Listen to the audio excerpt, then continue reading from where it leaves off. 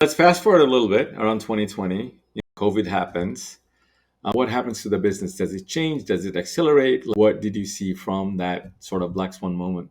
Yeah, so what was interesting between 2015 and 2020 is I think laughed out of every single VC meeting that I ever went to. Though I had this belief of the power of partnerships, no one else believed it.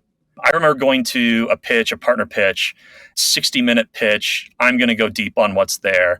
And a minute into the pitch, the VC used some very direct language to explain to me that I was wasting my time, his time, and anybody who used our platform's time, because why would you spend money in partnerships when instead you could just build a bigger direct sales team that will provide bigger returns? And so that was the general sentiment in the B2B space between 2015 and the beginning of COVID. And then COVID happened. And when borders shut down and we were locked in our homes, people realized they needed to go to market and get in front of customers in different ways. Also, the surge of demand of B2B during that time accelerated things even further.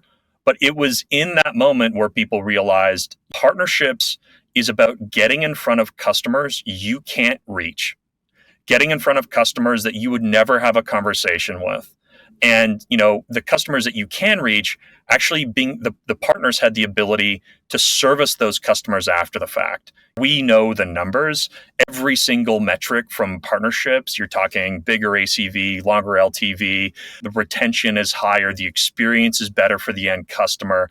I think even if you get in from an NPS side of things, most customers who come through the partner model and do the integrations, their NPS is even higher. And so, that was the turning point. The market started to accept and understand the power of partnerships and the scale it provided.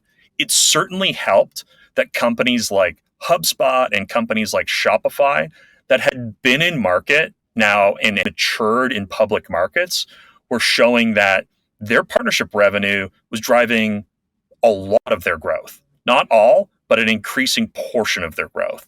And so we all asked ourselves at the time, well, how do we become like these leading businesses? And that was the unlock moment when we realized that we're not just arguing about how do you build the biggest direct sales team.